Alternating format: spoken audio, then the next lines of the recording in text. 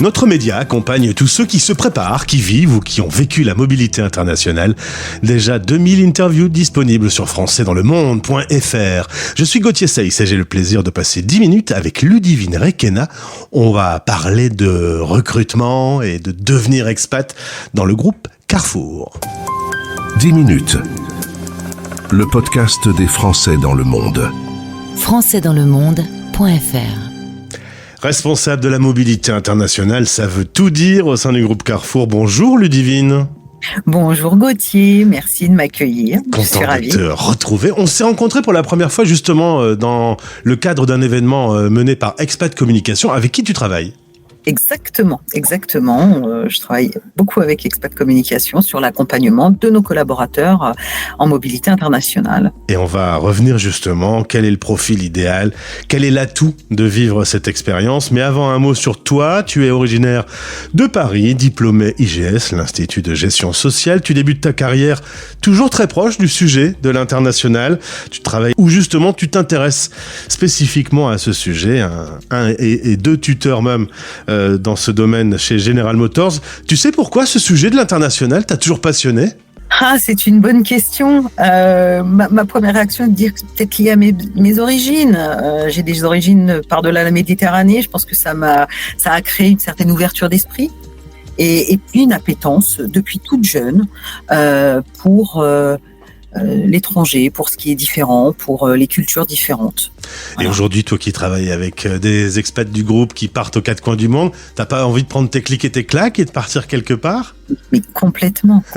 J'en rêve. L'opportunité ne m'a pas été offerte jusqu'à aujourd'hui, mais peut-être un jour. Ma carrière n'est pas terminée. Et puis, il y a une vie après, et puis on peut imaginer la mobilité internationale différemment. C'est ce que je fais d'ailleurs tous les jours. Je voyage tous les jours à travers les relations que j'ai avec les collaborateurs expatriés, avec les conjoints aussi. Les conjoints, il ne faut pas les oublier, les conjoints des expats, très important.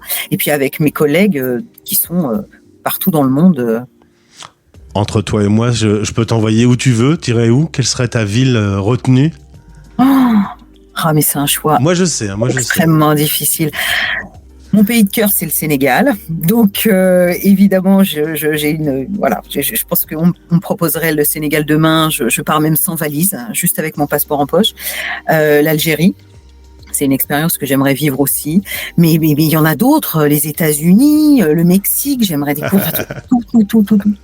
Alors, on va parler de ton travail. Tu travailles dans un groupe qui s'appelle Carrefour, qui est présent dans 30 pays, avec 6 pays intégrés en Europe, 2 en Amérique du Sud, des partenaires un peu partout, en Europe, en Afrique, au Moyen-Orient, en Asie, dans les dom-toms. Aujourd'hui, le groupe représente 320 000 salariés. Et alors, les auditeurs vont sans doute être très surpris. Dans ces 320 000 salariés, 70 seulement sont expats. Comment on peut expliquer cette grande différence de chiffres ? Plusieurs raisons. La première, c'est que Carrefour aujourd'hui est mature dans les pays dans lesquels Carrefour est intégré. Carrefour a eu jusqu'à 450 expats il y a une quinzaine d'années. C'est plus le cas aujourd'hui. Donc encore une fois, maturité du groupe, donc avec des très bons profils en local, donc qui ne nécessitent pas d'expatriés sur un certain nombre de postes. Aujourd'hui, ces 70 expatriés se répartissent, si je schématise, en 2 grosses populations. Une population de cadres dirigeants sur des postes plus stratégiques, et puis des profils dits talents. Donc leur expatriation, leur mobilité internationale s'intègre dans leur parcours de carrière. Alors justement, c'est intéressant que tu parles de ces talents parce que on peut considérer que vivre l'aventure dans l'international, ça va booster sa carrière, accélérer sa carrière, ajouter des cordes à son arc, comme on dit. Et en préparant cette interview, tu étais en train un peu de revenir un petit peu sur cette thématique. Certes, c'est vrai, ça permet de s'ouvrir au monde, mais est-ce que ça n'enrichit pas plus encore l'homme que le salarié ? Complètement. L'accélérateur de carrière qui est la mobilité internationale, j'ai été la première à le dire. Aujourd'hui, je revois un peu mon discours. Je pense que oui, c'est toujours un accélérateur de carrière. Néanmoins, je pense qu'aujourd'hui, les expats et ceux qui m'écoutent doivent avoir en tête le fait que on peut revenir dans son pays d'origine ou jumper dans un autre pays en ayant une position horizontale.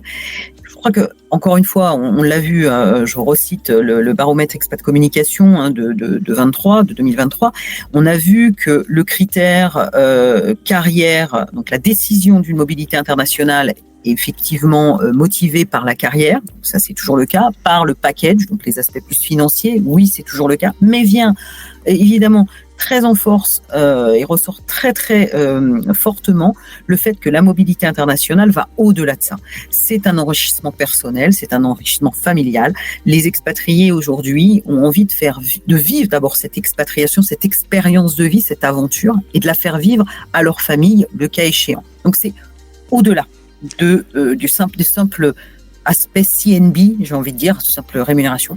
On est plus sur des aspects qualitatifs et d'enrichissement personnel. Alors Ludivine, t'es une sorte de maman expat de ces 70 salariés qui sont quelque part dans le monde. Non, je ne suis pas leur maman. Ce sont tous des grandes filles et des grands garçons. Non, en revanche, je pense que ma caractéristique, ma force, c'est de les accompagner. Je sais que quand on est expatrié, on a besoin d'avoir un point de contact fiable, solide et avec une bonne écoute. Je suis plus là pour les conseiller, répondre surtout à leurs questions. Il y a énormément de questions quand on est expat, et quand on est sur son petit fauteuil à Paris, voilà, dans son pays d'origine, je dis Paris parce que je suis pas à Paris, mais dans son pays d'origine, et qu'on gère les expats, si on n'a pas cette sensibilité de se dire, eux, ils sont hors de leur pays d'origine, avec leur famille, avec des enfants qui ont des âges, particulièrement les adolescents, avec des problématiques particulières. Il faut bien avoir en tête que lorsqu'on est expatrié, c'est ce qu'on vit dans son pays d'origine fois peut-être 10, d'accord ? Tous les sujets sont exacerbés et des choses qui pour nous paraissent anodines peuvent être hyper compliquées lorsqu'on est expatrié. Donc non, je ne suis pas leur maman. Certainement pas. En revanche, je veux être un point de contact fiable pour eux, être capable de répondre à toutes leurs questions, leur apporter des solutions, mais certainement pas les materner. Je suis pas là pour ça. Ils sont responsables. Nous sommes tous des professionnels. Et non, j'ai pas ce rôle-là. Alors, tu les accompagnes, tu les vois tous quand même. Tu les accompagnes donc en amont. C'est lors du départ, sur place dans les questions qu'ils peuvent avoir. Et on va parler du retour, Ludivine. Ouais, le retour, moment aussi important que le départ. Pour moi, c'est un moment qui peut être très sensible. Au départ, tout est chamboulé. On chamboule notre vie, on chamboule nos habitudes, on restabilise tout ça lors de l'expatriation en tant que telle. Et le retour, c'est de nouveau un chamboulement. Donc, en tant que responsable MOB international, moi, je mets un point d'orgue à être aussi présente qu'au départ. Le retour, c'est aussi le repositionnement dans le pays d'origine. Alors, quand c'est une autre expatriation, ça c'est encore un autre sujet, mais lorsqu'il y a un repositionnement dans le pays d'origine, c'est hyper important de le préparer en amont. Si j'ai un conseil à donner, c'est aux expatriés, c'est surtout tirer la sonnette d'alarme au minimum 1 an avant la date de votre retour, la date estimative. Et puis 6 mois avant, là, il faut plus que tirer la sonnette d'alarme. C'est très important de préparer le retour d'un point de vue carrière. Et puis ensuite d'un point de vue plus logistique, administratif, et ça c'est aussi le rôle de la mobilité internationale. J'ai eu un RH qui m'a évoqué le souci de vivre une aventure assez incroyable avec un changement culturel, souvent des gros projets, puis quand on revient, est-ce qu'on n'a pas le risque de se sentir parfois un peu étriqué dans un poste dans lequel on est beaucoup plus nombreux qu'avant, on est un peu moins roi que lorsqu'on était en aventure. Effectivement, au retour, les collaborateurs, expatriés peuvent avoir ce sentiment parce que lorsqu'on est expat, on travaille dans des filiales souvent plus agiles, peut-être plus petites. On est en mode projet où on a plus de responsabilités. Revenir dans son pays d'origine sur un siège avec une structure peut-être un peu plus lourde, un peu moins agile, avec une hiérarchie un peu plus pesante. Effectivement, ça peut donner ce sentiment de frustration. Et puis, il y a aussi le rapport aux autres collaborateurs qui peuvent réagir aussi par rapport à ce collaborateur ou cette collaboratrice qui rentre, qui a vécu cette expérience qu'eux-mêmes n'ont pas vécue. Donc, je pense que ça demande aussi une certaine réadaptation de la part du collaborateur ou de la collaboratrice qui rentre d'expatriation, mais également, et ça, là aussi c'est un conseil, il ne faut pas hésiter à passer les bons messages, à sensibiliser le reste des équipes qui accueillent cet expatrié de retour pour justement essayer de lisser ce sentiment qui peut exister d'un peu de frustration. Ludivine, ma dernière question, est-ce qu'il y a un profil idéal ou à l'inverse, est-ce qu'il y a des profils inadaptés à l'expatriation ? Oui. Alors, idéal, non. Inadapté totalement, non. Je pense que tout le monde peut être en mobilité internationale. Certaines personnes demandent certainement plus d'accompagnement que d'autres. Il est certain qu'il y a un paramètre, selon moi, et ça n'engage que moi, il faut avoir une certaine ouverture d'esprit. Il faut être prêt à changer, à bouger les lignes. Voilà, à bouger les lignes. Ce qui est valable dans notre pays d'origine ne l'est plus forcément, voire pas du tout dans le pays d'accueil. Il faut faire preuve d'une grande adaptabilité et surtout et avant tout d'humilité. Il faut être humble. On arrive dans un pays qui n'est pas le sien. On a beau avoir toutes les compétences du monde, on ne sait rien. On est là pour apprendre. Comme dans la vie, ce n'est qu'un grand jeu. On joue une partie. Eh bien là, l'expatriation est une partie, c'est un jeu. Donc il faut être humble, écouter, et puis échanger surtout. Je crois beaucoup en l'échange. Et d'autant que le français n'est pas toujours le plus humble des citoyens. Hein. Souvent, il arrive avec ses grands sabots, donc être un peu à l'écoute, c'est pas mal. Oui, mais non. Alors, les Français ont beaucoup de qualités. Oui, on a des caractéristiques, mais que je ne citerai pas. Mais comme d'autres, nous sommes tous des êtres humains. Donc, nous avons tous la capacité de nous adapter, de nous écouter, de nous entendre. Voilà, pas de jugement hâtif sur les Français à l'international.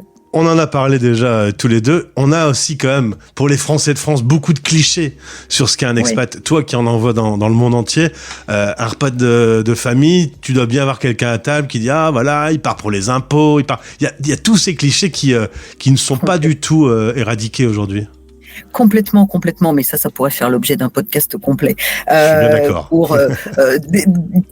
Oui, il faut arrêter d'imaginer que l'expatrié, c'est celui qui a plein d'argent et à qui on paye tout. Et non, je dis pas que ça n'existe pas, ça a existé aussi avec des très très beaux packages.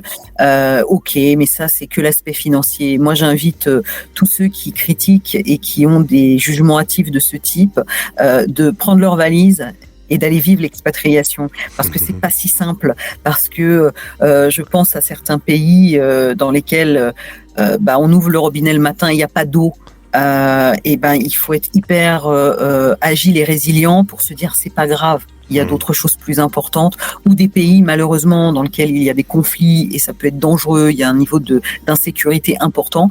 Donc vraiment, les Français en France qui ont ces idées-là, je les invite à partir et à aller découvrir le monde. C'est pas si simple que ça d'être expat. Gare aux clichés. Merci Ludivine. Exactement. Pour cet échange, ça a été passionnant. Au plaisir de te retrouver. Mais avec plaisir. Au revoir. Français dans le monde.